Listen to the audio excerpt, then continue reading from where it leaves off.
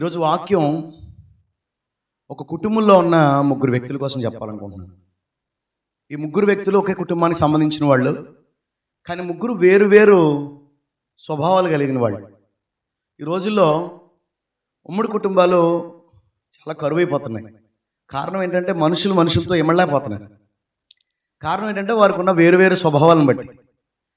కానీ అందరూ మంచి స్వభావాన్ని ఇష్టపడతారు, కానీ మంచి స్వభావాన్ని కలిగి ఉండరు.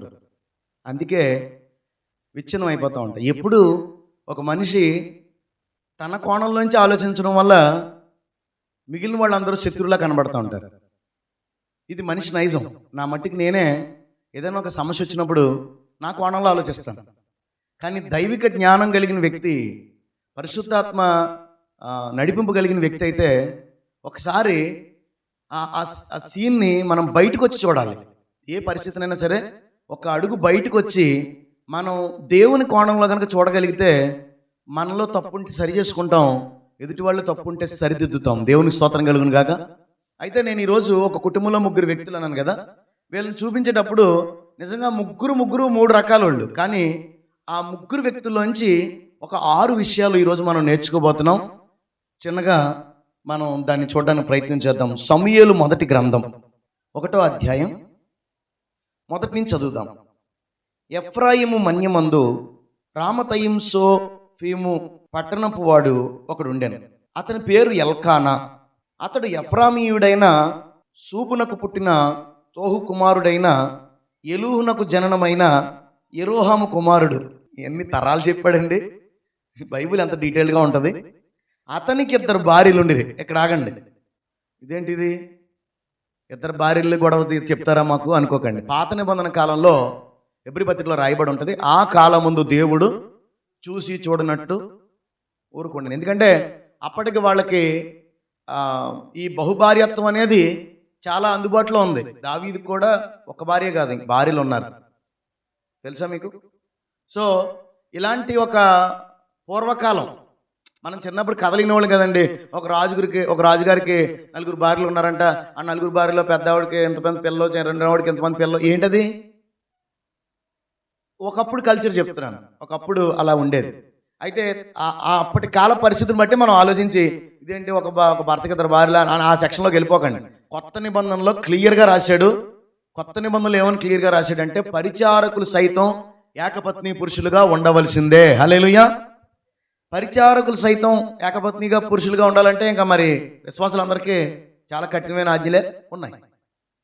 అయితే పాత నిబంధన కాలంలో ఇటు ఆజ్ఞ లేదు కాబట్టి, లేదా అలాగని దేవుడు ఏమి 2 పెళ్ళిళ్ళు 3 పెళ్ళిళ్ళు చేసుకోమని చెప్పలేదు కాబట్టి ఆ కాలంలో చూసి చూడనట్టు వదిలేశాడు. అంటాం కదా కొన్నిసార్లు, అడిగి తెలియక చేశాడు వదిలే అంటాం కదా, అలాగనమాట. అయితే ఎల్కానా అనే ఒక అతను ఉన్నాడు. అతనికి 2 భార్యలు ఉన్నారు. ఆ 2 భార్యలు, యాకోబు కూడా 2 భార్యలు ఉన్నారు కదా, తెలుసు కదండి మనకి. అబ్రహాం భక్తుడు, తర్వాత హాగర్ను పెళ్లి చేసుకున్నాడు కదా. అంటే ఏ పరిస్థితిలో పెళ్లి చేసుకోవాల్సి వచ్చిందో, ఎందు నిమిత్తం పెళ్లి చేసుకోవాల్సి వచ్చిందో మనకు తెలియదు. కానీ ఎల్కానాకు కూడా ఏంటి 2 భార్యలు ఉన్నారు. చూడండి, ముందుకు వెళ్దాం. వీరిలో ఒక దాని పేరు హన్నా, రెండవ దాని పేరు పెనిన్నా. ఈరోజు మనం ఒక కుటుంబంలో ముగ్గురు చూస్తున్నాం కదా, ఆ ముగ్గురు వేళ్లే. ఫస్ట్ ఆయన పేరేంటి? ఎల్కానా.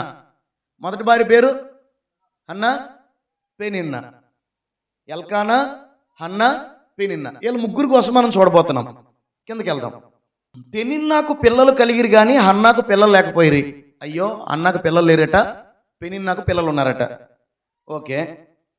ఇతడు షిలోహునందున్న సైన్యములకు అధిపతి యెహోవాకు మొక్కుటకును బలి అర్పించుటకును ఏటేటా తన పట్టణం విడిచి అచ్చటికి పోవచ్చుండెను. ఆ కాలమున ఏలి యొక్క 2 కుమారులకు సంథింగ్ వాళ్ళు యాజకులుగా ఉన్నారంట. 4వ వచనం. ఎల్కానా తాను బలి అర్పణ చేసిన నాడు తన భార్యకు పెనిన్నాకును దాని కుమారులకును కుమార్తెకును పాళ్ళు ఇచ్చుచూ వచ్చాను గాని హన్నా తనకు ప్రియముగానున్నందున ఆమెకు 2 పాళ్ళు ఇచ్చుచూ వచ్చాను. యెహోవా ఆమెకు సంతు లేకుండా చేశాను. హన్నాకు పిల్లలు లేకపోవడానికి కారణం ఎవరంట? ఎల్కానా అనే ఈ వ్యక్తి పెనిన్నాకేమో కొంతవరకు ఏదో న్యాయం చేసి హన్నాకు మాత్రం ఏం చేశాడంట? 2 పాళ్ళు. అంటే హన్నాను బాగా చూసుకునేవాడు, పెనిన్నాను సరిగా చూసుకునేవాడు కాదు. అందుకని దేవుడు ఏం చేశాడంట, ఆమెకు సంతు లేకుండా చేసిను. అదేనా, మీరు చదవండి ఒకసారి. ఏమంటే అదేనా ఉందండి. హన్నా తనకు ప్రియముగానున్నందున, అంటే ఈ ఎల్కానా హన్నాను బాగా ప్రేమిస్తున్నాడు, పెనిన్నాని సరిగా ప్రేమించట్లేదు. హన్నా తనకు ప్రియముగానున్నందున ఆమెకు 2 పాళ్ళు ఇచ్చి వచ్చాను. పక్షపాతం చూపిస్తున్నాడు. ఈ ఎల్కానా అనే వ్యక్తిలో మనం చూస్తున్న మొదటి లక్షణం ఏంటంటే, ఇతడు పక్షపాతం కలిగిన వ్యక్తిగా కనిపిస్తున్నాడు. హన్నాను ఒకలా చూస్తున్నాడంట, పెనిన్నాను ఒకలా చూస్తున్నాడంట. హన్నా మంచిదే ఉండొచ్చు, మంచిదే, కానీ ఎల్కానా చూపుతున్నటువంటి పక్షపాతం వల్ల దేవుడు హన్నాకు పిల్లల్ని ఇవ్వలేదట, పెనిన్నాకు పిల్లల్ని ఇచ్చాడట. ఈ పక్షపాతం అనేది కుటుంబంలో చాలా ఎక్కువ కనబడుతుందండి. యాకోబు కూడా ఏం చేశాడు, రాహేలును ప్రేమించాడు, లేయాని ఏదో అలా ఉంది, బతుకుతుంది. యాకోబు మిగిలిన కొడుకులందరినీ ఒకలా చూశాడు, యోసేపుని చాలా ఎక్కువగా ప్రేమించాడు. ఆ ఎక్కువగా ప్రేమించి విచిత్రమైన నిలువుటంగి కుట్టించడం వల్ల, తనను బాగా చూసుకోవడం వల్ల ఈ 10 మంది అన్నలకి యోసేపు ఏమయ్యాడు, శత్రువు అయ్యాడు. ఈ 10 మంది అన్నలు కలిపి అతను గోతులు వేయడానికి, చంపాలని చూడడానికి కారణం ఎవరో తెలుసా? ఒక కారణం ఒకటే, ఇతడు వాళ్ళలో ఉన్న లోపాలు చెప్పడం వల్ల. ఒక కారణం ఏంటంటే, యాకోబు యోసేపుని ఎక్కువ ప్రేమించాడు. ఒక ఇంట్లో పిల్లల్ని ఎలా చూస్తున్నారో ఒకసారి చూసుకోండి. తండ్రికేమో ఒకరిష్టం, తల్లికేమో ఒకరిష్టం. ఈ తల్లి ఈ ఇష్టమైన వాళ్ళ మీద ఎక్కువ దృష్టి పెడుతుంది, మిగిలిన వాళ్ళ మీద ఇష్టం ఉంటుంది. కానీ ఈ 2 పాళ్ళు నేను చెప్పాలనుకున్నది ఏంటంటే, ఎక్కువ ఇష్టం. ఈ ఎక్కువ ఇష్టం ఉన్న వాళ్ళ మీద ఎక్కువ ఇంట్రెస్ట్ చూపించడం, ఈ మామూలుగా ఇష్టం ఉన్న వాళ్ళ మీద ఏదో సాధారణంగా ఉండడం వల్ల ఇటుపక్క వాళ్ళ హృదయం గాయపడుతుంది. వాళ్ళు చెప్పుకోరు, వాళ్ళ హృదయం గాయపడుతుంది. వాళ్ళ హృదయం గాయపడి వాళ్ళు ఏదో తెలియని ఒకలాంటి బాధకు గురవుతారు. తద్వారా ఏం జరుగుద్దంటే, వీళ్ళు అయితే వీళ్ళని శత్రువులుగా చూస్తారు, లేదా వీళ్ళంతటా వీళ్ళే ఒకవేళ కృంగిపోయేలాగన్నా అయిపోతారు. కానీ దేవుడైతే ఏం చేశాడు తెలుసా? హన్నాని ఎక్కువ ప్రేమించిన కొద్దీ దేవుడు పెనిన్నాని కుమారులు కుమార్తెలు కలిగిన దానిగా చేసేటట. దేవునికి స్తోత్రం కలుగును గాక. నువ్వు ఎవరి మీద అయితే ఎక్కువ పక్షపాతం చూపిస్తున్నావో, ఎవరినైతే ఎరుసుగా చూస్తున్నావో, దేవుడు నువ్వు ఎవరినైతే బాగా ప్రేమిస్తున్నావో వాళ్ళే నీకు ముల్లై కూర్చుంటారు. వాళ్ళ వల్లే నీ హృదయం గాయపడేలా చేస్తాడు. ఏమన్నా అర్థమవుతుందా? నువ్వు ఎవరినైతే ఎక్కువగా చూసి బాగా ప్రేమిస్తున్నావో వాళ్ళే నీకు మేకై కూర్చుంటారు. వాళ్ళు ఏం చేస్తారు తెలుసా? ఏ మాట అంటే నువ్వు బాగా బాధపడతావో ఆ మాటని నేను బాధ పెడతారు. దేవుడు న్యాయవంతుడు. మన దేవుడు ఎవరు? పక్షపాతము లేనివాడు. హల్లెలూయా. మన దేవుడు పక్షపాతం లేనివాడు. ఈ లోకంలో చాలా మంది ఆ దేవుళ్ళు అనబడిన వాళ్ళకి పక్షపాతాలు ఉండొచ్చు, వాళ్ళ స్టోరీలు చదివితే. కానీ దేవుడికి పక్షపాతం లేదు, మన దేవుడికి. మరి ఆయన బిడ్డలమైన మనం ఒక బిడ్డను ఒకలాగా, ఒక బిడ్డను ఒకలాగా. నేను ఒక అమ్మాయిని ఓ ప్రశ్న అడిగాను, నీకు మీ ఇంట్లో మీ నాన్న అంటే ఇష్టమా, అమ్మ అంటే ఇష్టమా అని అడిగాను. అడిగితే మా నాన్న అంటే ఇష్టం అన్న. ఏం మీ అమ్మ అంటే ఎందుకు ఇష్టం ఉండదంటే, ఏమో తెలియదు కానీ మా నాన్న అంటే నాకు చాలా ఇష్టం అన్నాను. మరి మీ నాన్న నేను ఎలా చూస్తాడు అన్నాను. మా ఇద్దరికి తగువులు అన్నాను, గొడవలే గొడవలు. ఎందుకు? తల్లి ఏమో ఈమెను ప్రేమిస్తుంది, ఈ అమ్మకి ఈ కూతురు అంటే ఎనలేని మాకు కొడుకంటే ఇష్టమే, కానీ ఈ కూతురు మీద వల్లమాలిన ప్రేమ. కాకపోతే ఈ అమ్మని నెగ్లెక్ట్ చేస్తూ ఉంటుంది ఈ కూతురు. ఈ నాన్న ప్రేమ వైపు చూస్తూ ఉంటుంది, ఆ నాన్న వల్లే గాయం పొందుతూ ఉంటుంది. సరదాగా నేను అన్నాను, ఐ హేట్ డాటర్స్ అన్నాను, ఏడిపించడానికి. ఐ హేట్ డాటర్స్ అంటే అంది, బట్ ఐ లవ్ ఫాదర్స్ అంది. దేవునికి స్తోత్రం కలుగును గాక. అంటే కొన్నిసార్లు మితిమీరిన ప్రేమ కూడా మనం ఎక్కువ గాయం పొందడానికి కారణం అవుతుంది. అందుకే దేవుడు అన్నాడు, సమానమైన ప్రేమ చూపించండి. దేవునికి స్తోత్రం కలుగును గాక. ఎవరైతే మనల్ని బాగా చూసేస్తారు, నిలబెడేస్తారు అనుకున్నామో వాళ్ళనే మనల్ని ఎన్నిపోటు పడిచి వెళ్ళిపోతారు. ఎవరినైతే మనం చులకం చేస్తామో వాళ్ళే మనకు రేపు పొద్దున్న దిక్కవుతారు. ఎవరిని ఎక్కువగా చూడకండి, ఎవరిని తక్కువగా చూడకండి. యేసు మనందరినీ ఎలా ప్రేమిస్తున్నాడో అలా ప్రేమించండి మీ పిల్లల్ని. మనం ఈ స్వభావాన్ని త్యజించాలి. దేవునికి స్తోత్రం కలుగును గాక. హల్లెలూయా. రెండోది, ఈ ఎల్కానా తర్వాత మనకి ఎవరు కనబడతారు? పెనిన్నా కనబడుతుంది. ఈ పెనిన్నాలో ఉన్న లక్షణం ఏంటి? చూడండి 6వ వచనం. యెహోవా ఆమెకు సంతు లేకుండా చేసి ఉన్న హేతువును బట్టి, ఎవరికి సంతు లేకుండా చేశాడంట?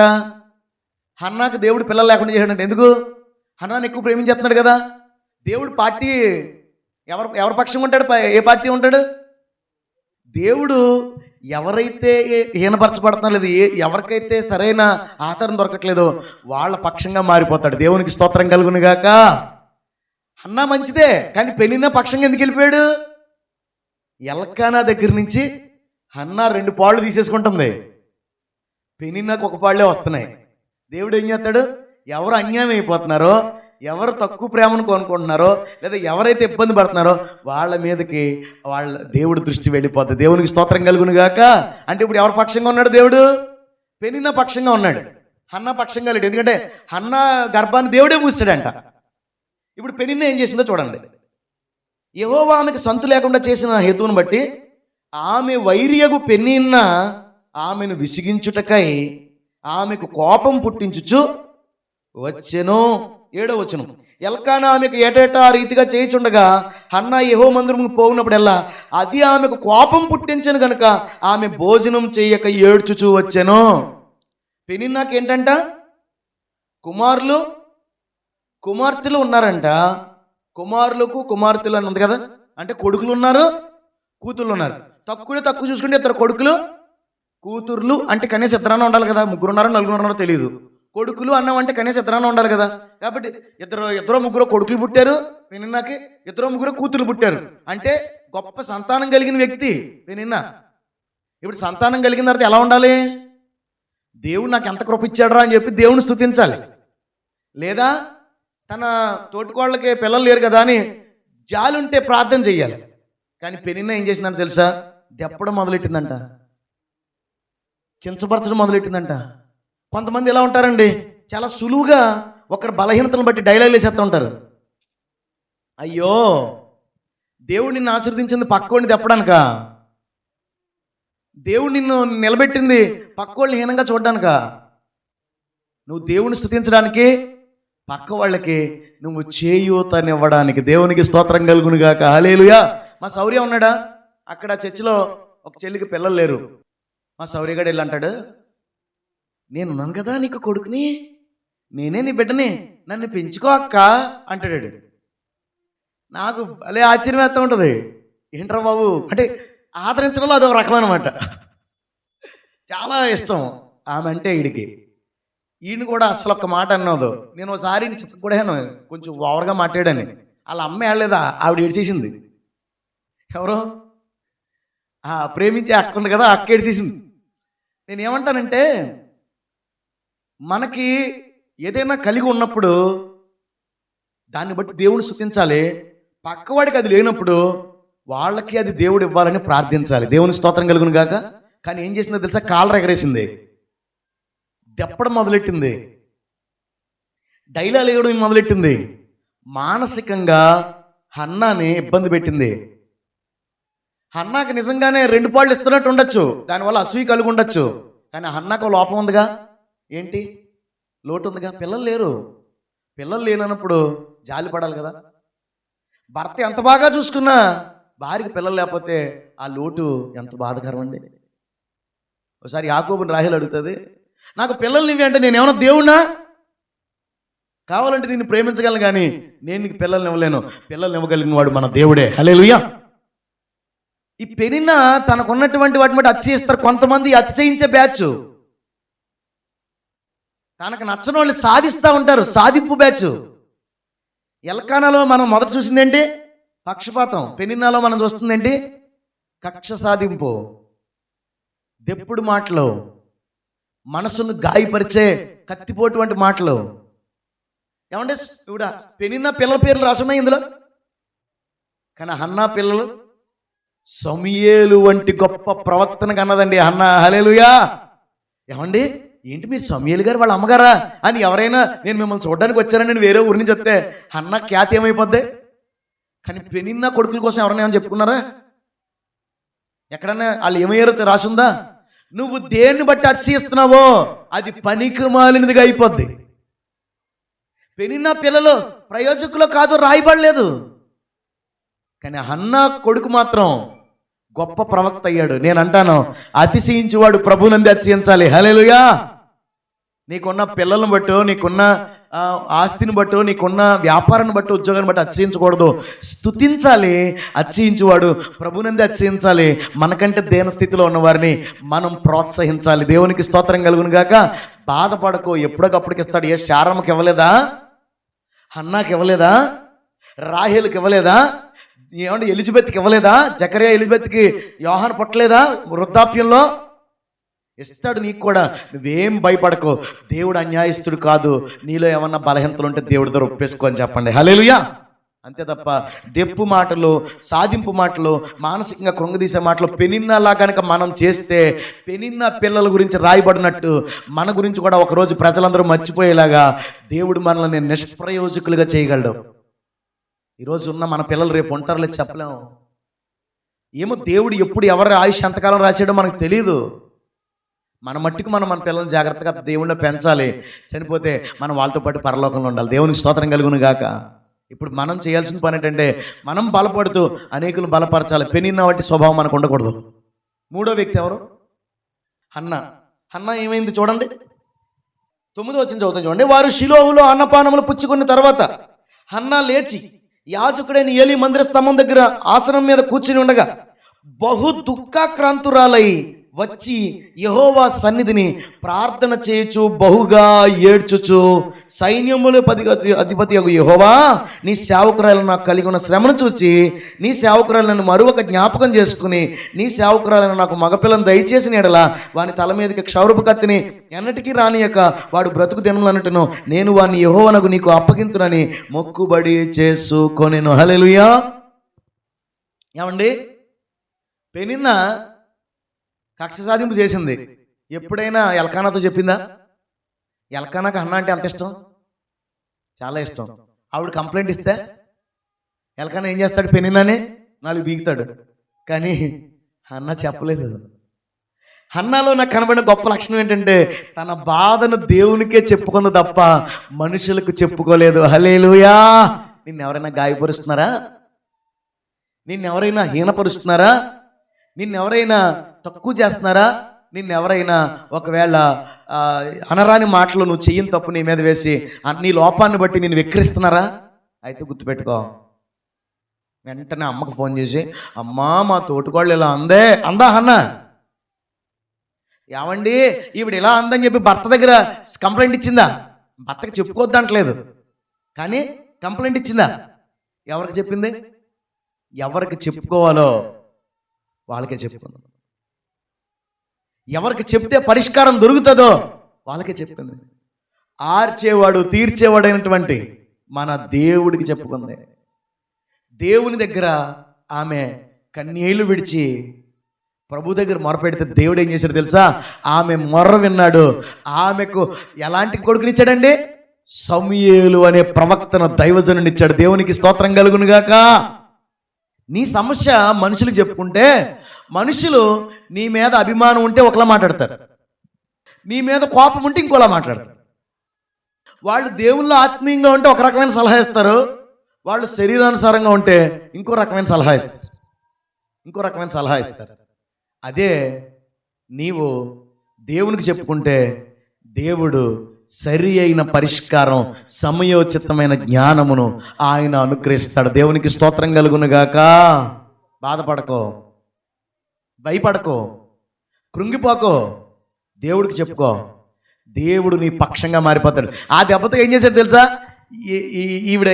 ఆవిడ పేరంటే పెనిన్న విరోధంగా ఉంది కదా దేవుడికి. ఈసారి పెనిన్న ఏం చేసింది? దేవుడు ఏం చేశాడు తెలుసా? పెనిన్న పార్టీలోంచి ఈసారి హన్నా పార్టీలోకి మారిపోయాడు. దేవుడికి స్తోత్రం కలుగును గాక. దేవుడు పార్టీ మార్చేస్తాడండి. ఏమండి, నువ్వు నమ్ముకున్నంత మాత్రాన, నువ్వు దేవుళ్ళో ఒకప్పుడు బాగున్నంత మాత్రాన ఇప్పుడు బాగోలేదనుకో, నువ్వు ఎవరినైతే బాధ పెడతావో వాళ్ళ పక్షంగా మారిపోతాడు, నీకు శత్రువు అయిపోతాడు. పార్టీ మార్చేస్తాడు దేవుడు.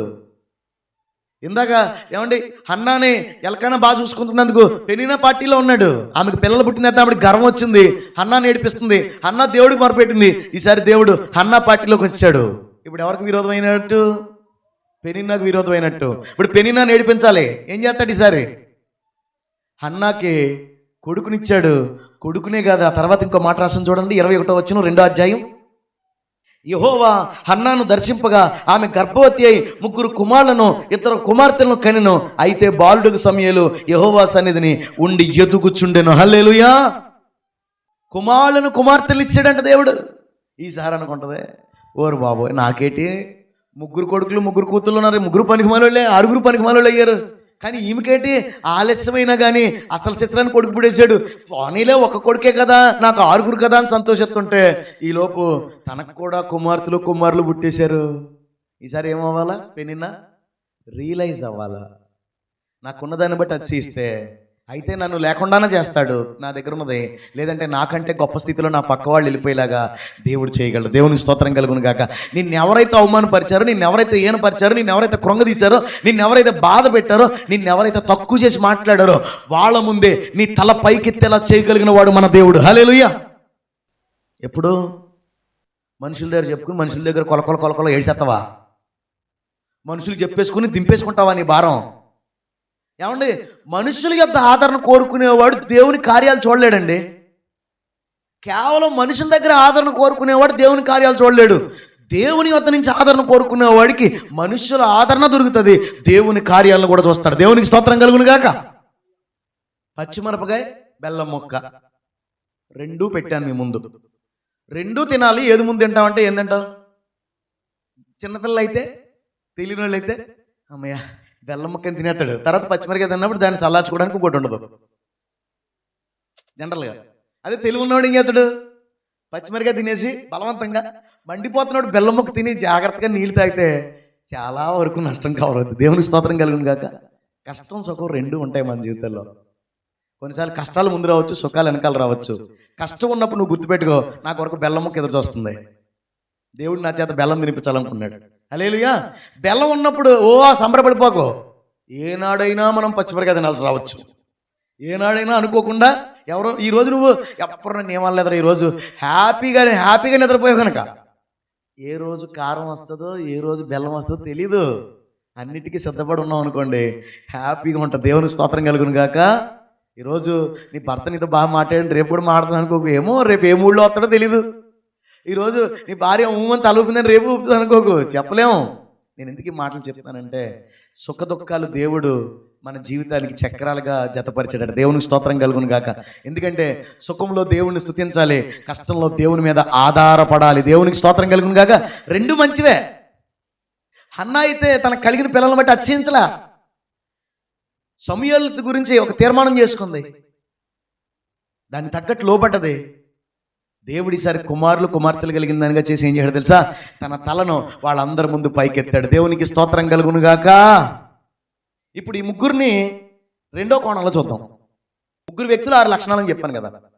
ఈ 3 ఇంకో కోణంలో చూస్తే, చెప్పాను కదా, మన కోణంలో చూస్తే ఒకలా ఉంటుంది, పైకి వచ్చి దేవుడి కోణంలో చూస్తే ఒకలా ఉంటుంది. 2వ యాంగిల్ చెప్తాను చూడండి. ఎల్కానాలో నాకు మంచి లక్షణం కనబడింది.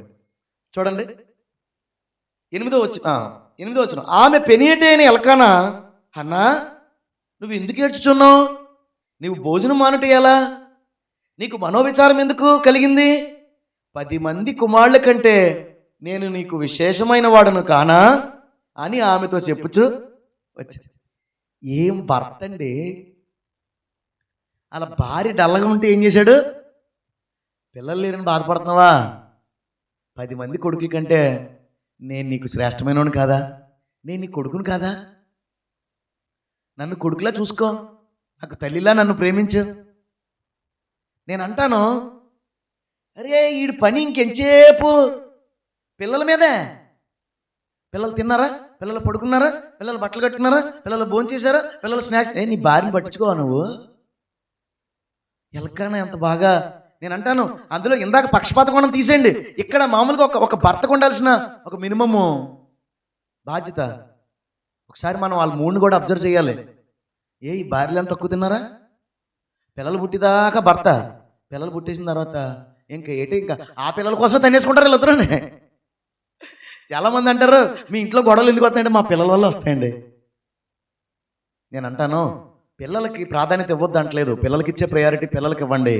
ఈ పిల్లలు పుట్టడానికి కంటే ముందు మీరిద్దరూ ఏక శరీరమై ఉన్నారు. దేవుని స్తోత్రం కలుగును గాక. పిల్లలు వచ్చి ఆ గ్యాప్ని సపరేట్ చేయకూడదు. పిల్లలు వచ్చి మీ ఇద్దరి మధ్య బాండింగ్ని, బహుశా నీ భార్యకి నువ్వు ఎక్కువ టైం ఇవ్వలేకపోవచ్చు, నీ భర్తకు నువ్వు ఎక్కువ టైం ఇవ్వలేకపోవచ్చు, కానీ దేవుడు ఒక అవకాశం ఇస్తాడు. ఆ అవకాశంలో మాట్లాడండి, కమ్యూనికేట్ అవ్వండి. ఎక్కువ విడాకులు గొడవల్లో లాయర్ అడిగే ప్రశ్న ఏంటి తెలుసా? మీరు ఎక్కువగా మాట్లాడుకుంటారా?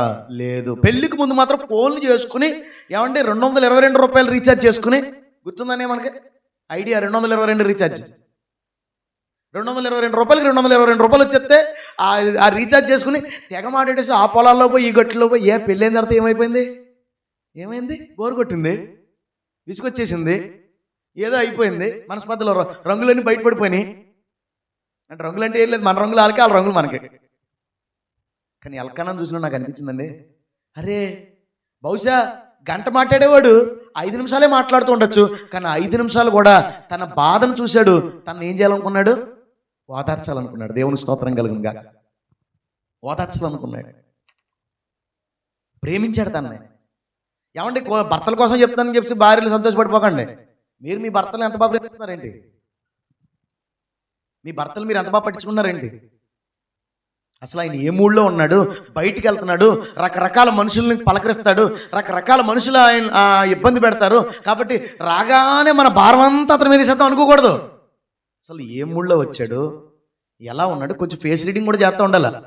చూడండి, పెళ్లి చూపుల్లో అబ్బాయితో అంటారు, అమ్మాయిని చూడమ్మా, దేనికి? కొంచెం ఫేస్ రీడింగ్ చేసి ఏమైనా నిర్ణయాలు ఉంటే ఇప్పుడే తీసుకోరా బాబు, లేకపోతే తర్వాత చేసుకున్నా చేసేదేమీ లేదని.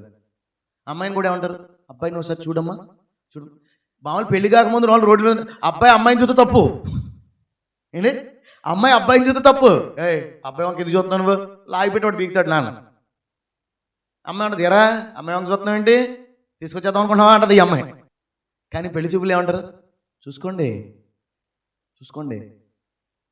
కనీసం ముఖం వంక చూడడానికి కూడా కొంతమందికి టైం ఉండదు. అలా వద్దు. పిల్లలు అందరూ పడుకున్నాక కమ్యూనికేట్ అవ్వండి, మాట్లాడండి. ఏంటి ఈరోజు ఎలా గడిచింది, ఏంటండి ప్రయాణం చేశారు కదా ఎలా ఉంది, ఏముండవు, ఏమండి డాక్టర్ డబ్బులు కట్టాలి, డబ్బులు ఇవ్వండి. దీనికి అడుగుతుంది ఈవిడ.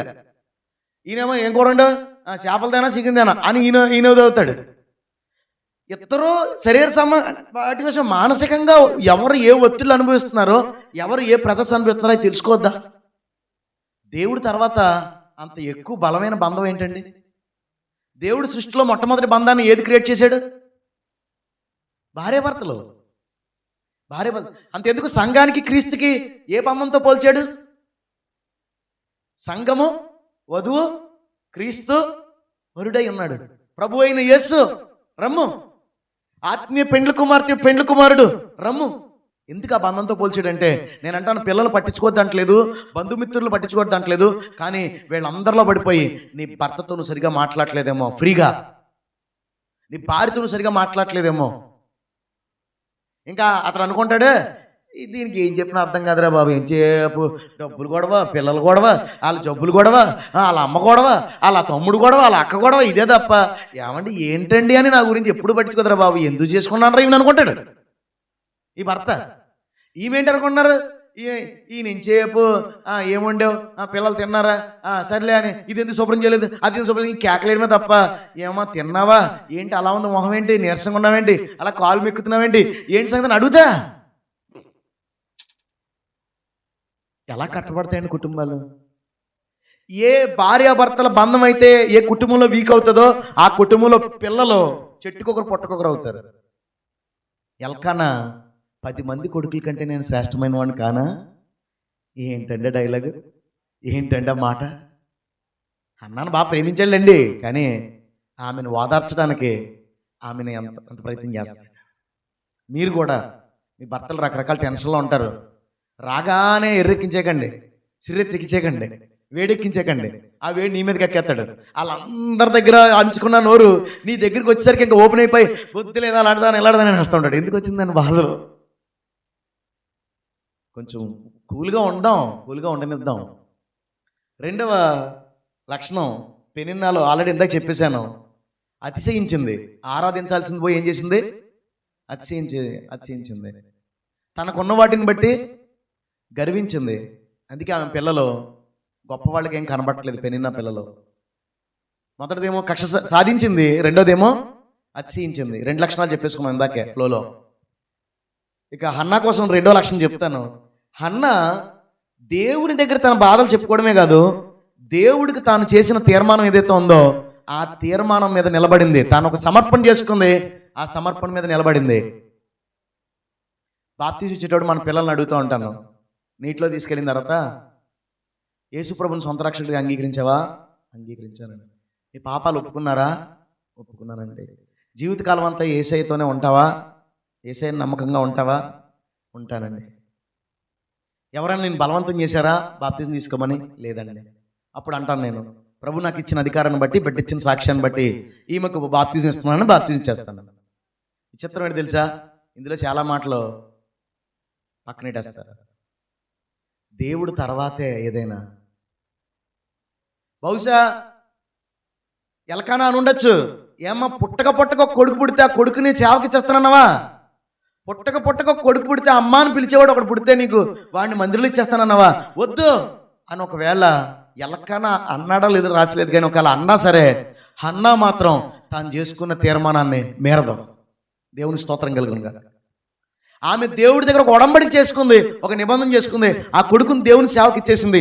దేవుడు ఏం చేశాడు తెలుసా? మరలా ఒక 4-5 కొడుకుని కూతుర్ని ఇచ్చేశాడు. దేవునికి స్తోత్రం కలుగును గాక. మనం ఒక తీర్మానంతో బాప్తిజం తీసుకున్నాం. నా మాట వినండి, దేవుడిని నమ్ముకున్నాకే నీకు వీళ్ళందరూ పరిచయం అయ్యారు. దేవుడిని నమ్ముకున్నాకే నీ భర్తతో నువ్వు ఎలా ఉండాలో తెలిసింది.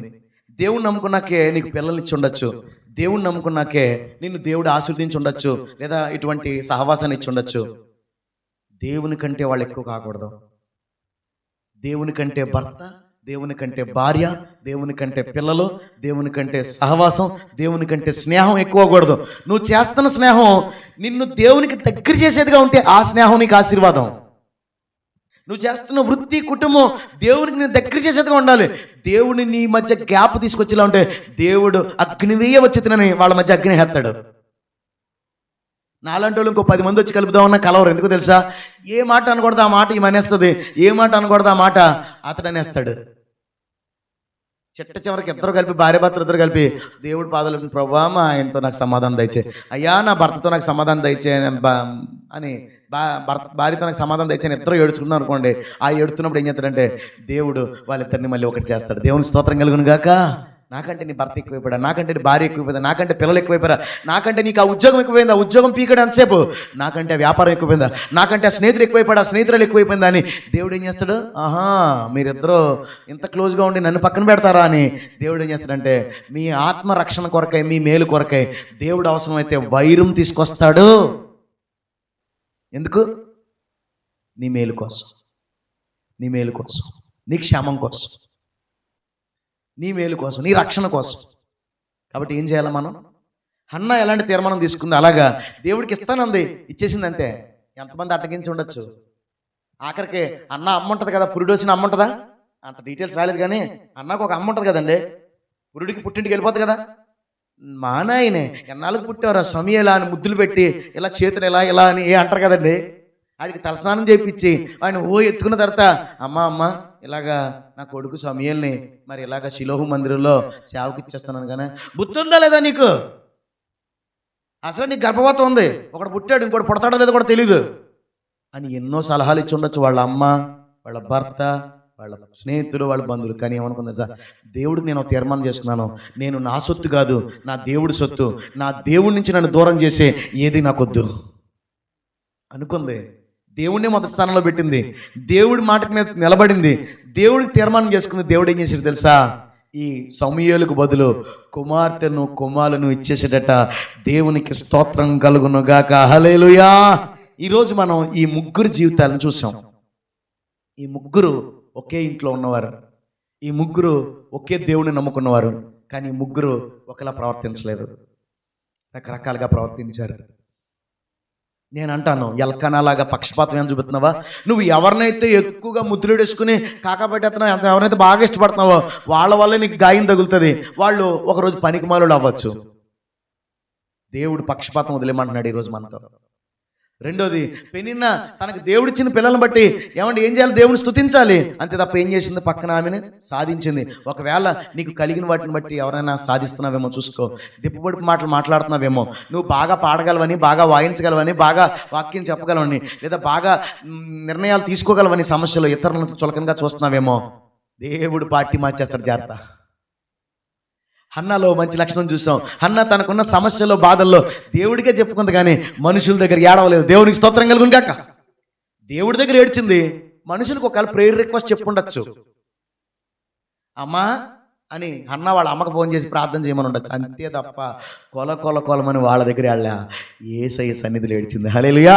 హన్నా కన్నీరు దేవుడు తుడిచాడు, సమూయేలు వంటి గొప్ప ప్రవర్తనిచ్చాడు. రెండో 3 విషయాలు ఏం చెప్పుకున్నాం. ఎల్కానా తన భార్య బాధను తీర్చడానికి ఎంత శ్రద్ధ తీసుకున్నాడో, ఆమెకి ఇచ్చే టైం ఆవిడకి ఇచ్చాడు, ఆమెను అంతగా ఆదరించాడు. నేను అంటాను, దేవునికి ఇచ్చిన భార్యని, దేవునికి ఇచ్చిన భర్తని నువ్వు పట్టించుకోవాలా. నీ భర్త తర్వాతే నీ పిల్లలు, నీ భార్య తర్వాతే నీ పిల్లలు. నీ పిల్లల కోసం మీ భార్య భర్తలు ఎదురు తనుకుంటున్నారా, అది వాళ్ళకి ఆశీర్వాదం కాదు. అవసరమైతే వాళ్ళిద్దరిని 4 పీకైనా సరే మీరిద్దరూ కలిసి ఉండండి, అది దేవుడి సంకల్పం. ఏ కుటుంబంలో అయితే భార్యాభర్తలు సరిగా ఉండరో ఆ పిల్లలు మౌలిక విలువలతో పెరగరు, సరైన ఏమంటారు దాన్ని నాలెడ్జ్ ఉండదు వాళ్ళకి. అయితే ఎమోషనల్గా అయితే టాప్లో ఉంటారు లేదా డౌన్లో ఉంటారు. మంచి సాక్ష్యాలు ఉండవు వాళ్ళకి, మంచి ఫలింపు ఉండదు వాళ్ళ జీవితాల్లో. కాబట్టి ఏమంటే ఫారిన్ కంట్రీస్ ఉన్నాయి, భార్యాభర్తల బంధానికి అక్కడ విలువ ఉండదు. ఏమంటే ఈయన చేసుకుంటుంది, ఎటాకులు ఇచ్చేది ఇంకోటి చేసుకుంటుంది, ఈ పిల్లలు తీసుకెళ్ళి హాస్టల్లో వేస్తూ ఉంటారు. అలాంటి దేశాల్లో మనుషులు ఎలా ఉన్నారు చూడండి. దేవుడు మొదటి నుంచి కుటుంబానికి, భార్యాభర్తల బంధానికి ప్రాధాన్యత ఇస్తున్నాడు కాబట్టి దాని విషయంలో జాగ్రత్తగా ఉండండి. రెండో కోణంలో మూడో పాయింట్ ఏం చెప్పుకున్నాం. హన్నా తాను చేసుకున్న తీర్మానం మీద నిలబడింది, ఆ తీర్మానానికి కట్టుబడి ఉంది కాబట్టి ఆమె దేవుడికే ఎక్కువ ప్రాధాన్యత ఇచ్చింది. కాబట్టి వాళ్ళ అమ్మ మాట, వాళ్ళ భర్త మాట వినకుండా ఆ సమయాలు తీసుకెళ్లి దేవుని మందిరంలో ఇచ్చేసింది. కాబట్టి దేవుడు ఏం చేశాడు, ఆమెను కుమారులు కలిగిన తల్లిగా చేసి. కాబట్టి 6 లక్షణాలు ఈ 3 వ్యక్తుల ద్వారా మనం చూసాం. పక్షపాతం వద్దు, సాధింపు చర్యలు, దెప్పుడు మాటలు వద్దు. ఏమండి మన బాధ దేవుడికే చెప్పుకుందాం. అలాగే బాధలో ఉన్న నీ భార్యని, భర్తని ఆదరించాల్సింది నువ్వే, దేవుడి తర్వాత. 5వదిగా కుమారులు యందు అతిశయించింది కాబట్టి వాళ్ళ పేర్లు కూడా రాయబడలేదు, దేవుడి యందు అతిశయించకుండా పెనిన్నా. ఆఖరిగా తాను చేసుకున్న తీర్మానాన్ని హన్నా దేవుడికి నెరవేర్చింది కాబట్టి దేవుడు ఆమెను ఎక్కడ అవమానపరచబడిందో అక్కడ తలెత్తుకునేలా చేశాడు. అట్టి స్వభావం మనకు కూడా దేవుడు అనుగ్రహించునుగాక. మోకరిస్తారా?